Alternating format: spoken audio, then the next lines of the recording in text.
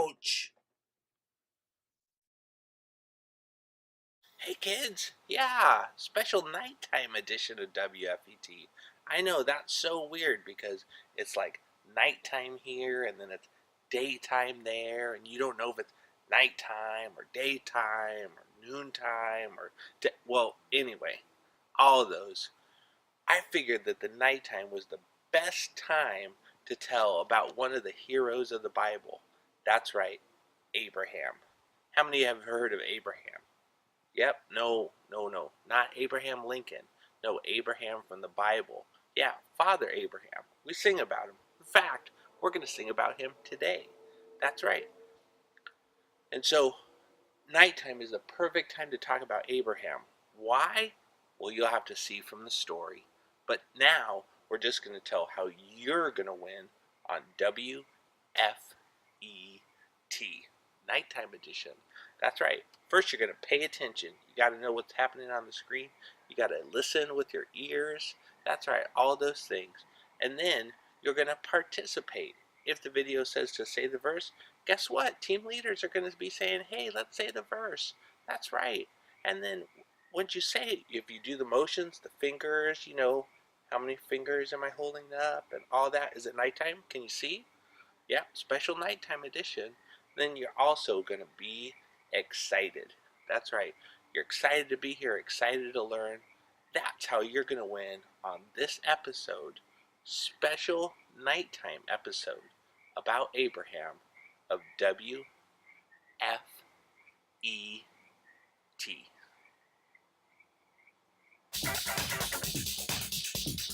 Scooby-Doo up and play out. Huh?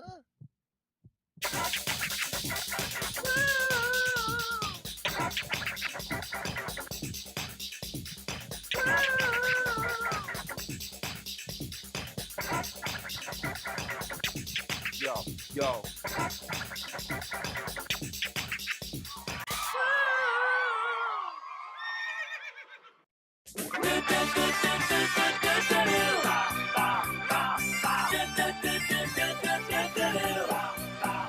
Father Abraham had many sons.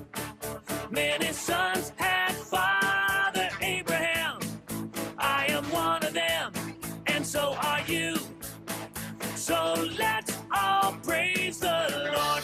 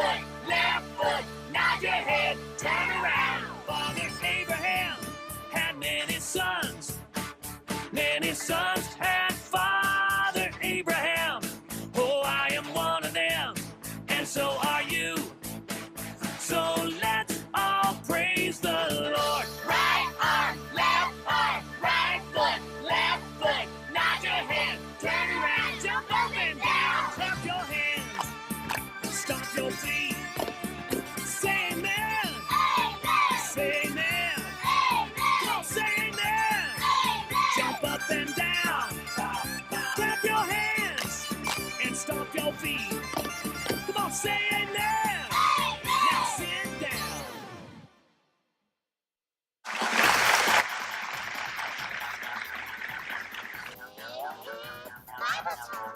God's story, God's promise to Abraham. So part of God's story is about a promise God made to Abraham, and it begins like this. Once there was a guy named Abraham. He had a wife, Sarah. They didn't think they could have any kids, which was a major disappointment because they really wanted a family. But little did Abraham know that God had a very special plan for him. When Abraham was 75 years old, God promised to give him kids, and one day God would send the rescuer through his family. All God asked was that Abraham and Sarah leave their home first and follow him. Now, they had a tough choice to make. Leave all their friends and trust God, or stay comfortable. This was not easy. See, Abraham really wanted kids, but was already pretty old. Sarah was getting up there too. Not to mention, she had never been able to get pregnant. So if Abraham and Sarah were going to leave their home and trust in God's promise, they had to believe that God would do something that seemed impossible. The good news is, they decided to trust that God would keep his promise. That's always the right choice. So Abraham and Sarah moved from their home to a land called Canaan. Right away, God reminded Abraham of his promise. He said, "I will make your children like the dust of the earth." Can specks of dust be counted? If they can, then your children can be counted. This was God's funny way of telling Abraham he would have a lot of kids, because nobody can count every piece of dust. Well, this promise seemed great, but after a while, Abraham and Sarah still had no kids, let alone as many as the pieces of dust. Now, they were really old. Sometimes God doesn't remind us of his promises because he wants us to learn to trust him. But God took Abraham outside at night and told him to look at the stars. He reminded Abraham that he would give him that many kids. So Abraham decided to keep believing God. He and Sarah waited again. After more years, he got impatient. This time, God told Abraham, by next year, Sarah will have a son. But by now, Abraham was 99 years old. He and Sarah had both given up on having kids and God's promise. In fact, when Abraham told Sarah what God said, she laughed. It's probably not a good idea to laugh at God's promises, but Sarah was tired of waiting and had stopped trusting. The great thing is, even if we think it's impossible, God really does keep his promises. And just like God promised, Sarah got pregnant the next year after Abraham's 100th birthday. When her son was born, she named him Isaac, which means laughter. Sarah said, "God has given laughter to me. Everybody who hears about this will laugh with me." And think about it. A really old lady having a baby is pretty funny. God kept his promise to give Abraham and Sarah a son. Even though they didn't think it was possible, it was easy for God because he can do anything, including giving old people babies. And remember how God was going to give Abraham as many children as the stars in the sky? Well, Isaac grew up and had children who had more children who had more children. This kept going and going and going. And guess who eventually was born in Abraham's line? The rescuer himself, God's son, Jesus. All because Abraham followed God and trusted God to keep his promise. And that's the story of God's promise to Abraham. So in case you missed it, here's the quick version. Abraham and Sarah were old. God promised to give Abraham kids. Abraham and Sarah waited. They got impatient. God reminded them he keeps his promises. Abraham and Sarah waited more. They got impatient again. God told them Sarah would have a baby. Sarah laughed. She had a baby. Jesus was eventually born into their family. God always keeps his promises. And that's a part of God's story.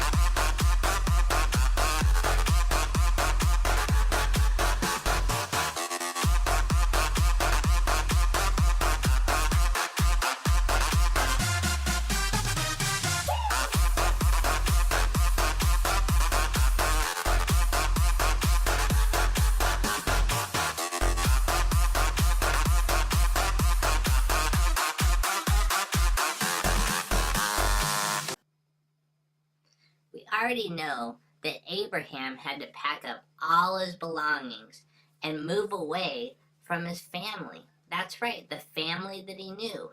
His father's family, all of his friends.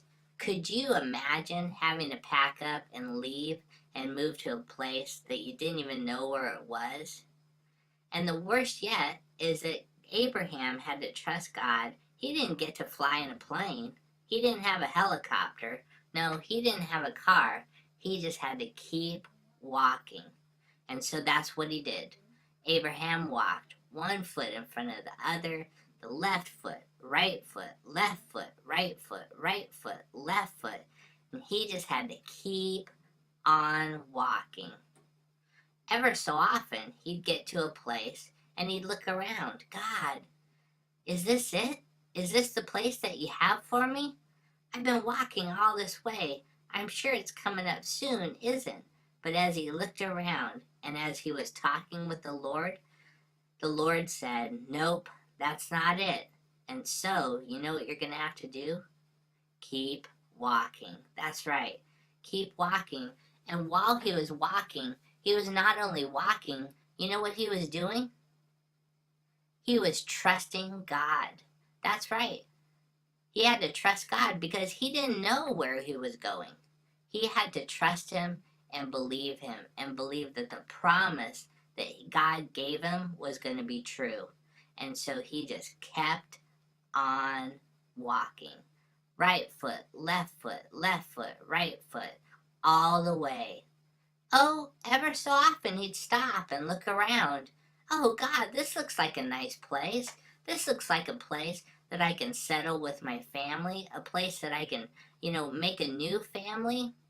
But you know what? God had a specific spot for him, and so he had to keep trusting, not just look what was a nice place, no, look for a place that God had. And you know what he had to do? He had to keep walking and trusting in God. That's the story of Abraham and how he trusted God. Yeah, it did have a lot of walking in it. You're right. But sometimes that's what God has in trusting. Not what we want, but just walking it out, trusting in him. Sounds good? And that's the story about Abraham and him trusting God. Now it's time for everyone's favorite game show, This or That. Everyone stand up, where you're going to get two choices, and you're going to choose either to go to this side of the room or the other side of the room. You have to move. There's no middle ground on this or that. Are you ready to play? Okay, stand up and come forward and get ready for This or That. Have ice cubes come out of your nose or read minds of people named DeAndre.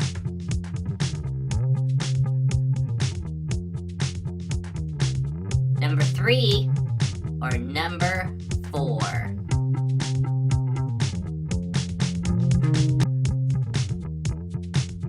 Dog with the Blog or Bella and the Bulldogs.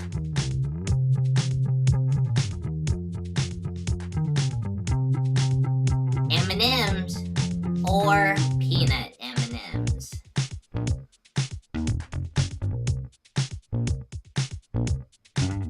Wear shoes on the wrong feet or pants backwards.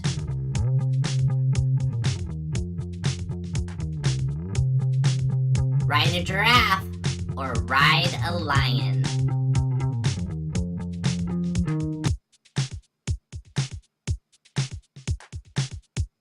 Hershey's Kisses or a lollipop.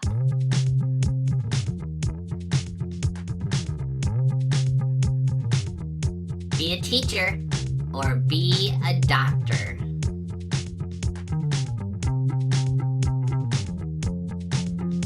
Wear all orange clothes or all turquoise clothes.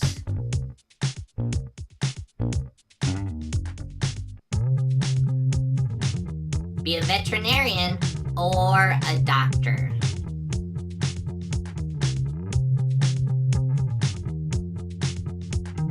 A long car ride or a long plane ride.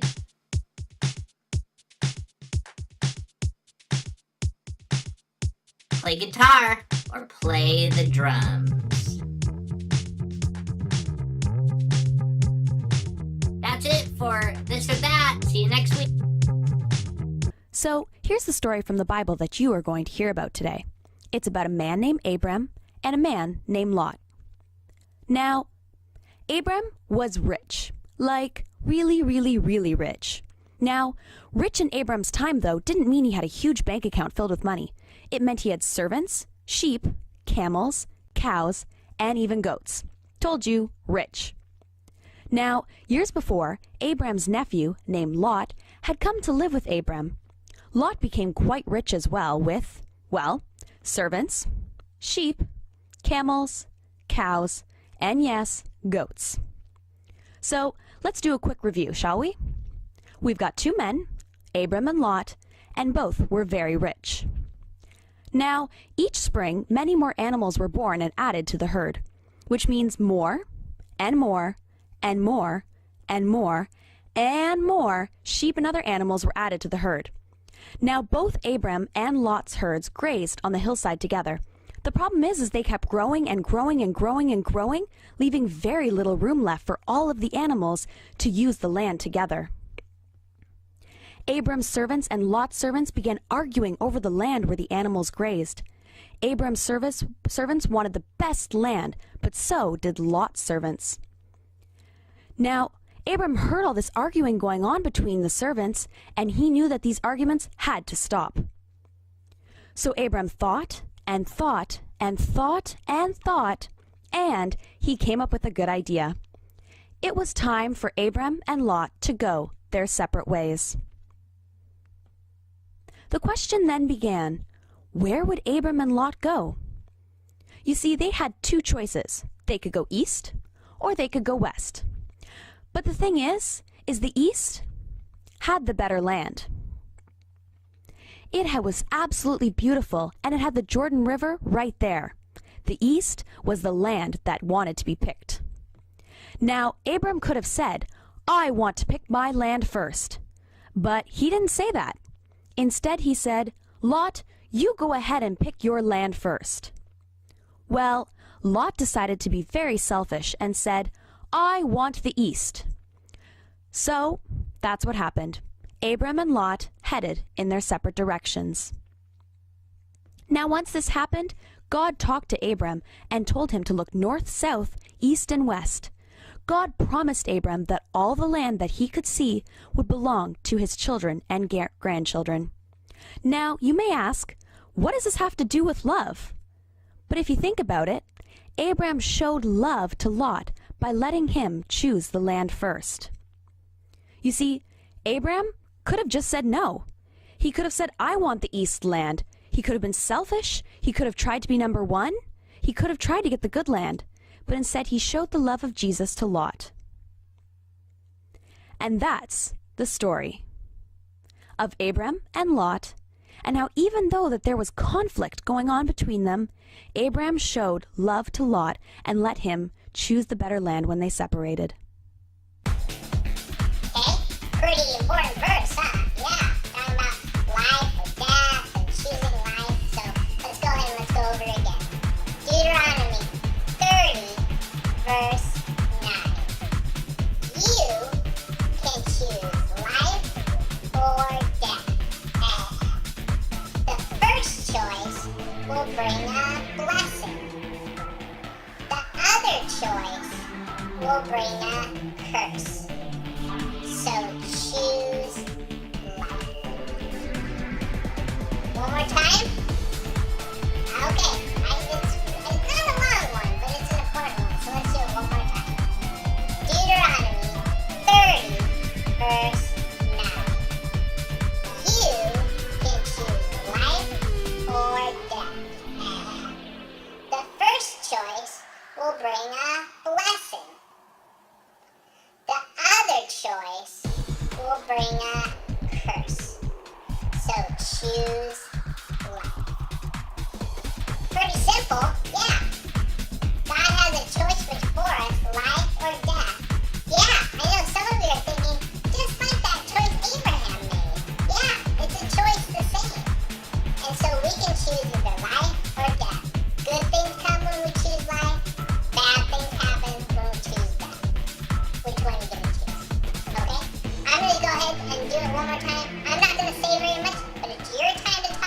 It's your time to try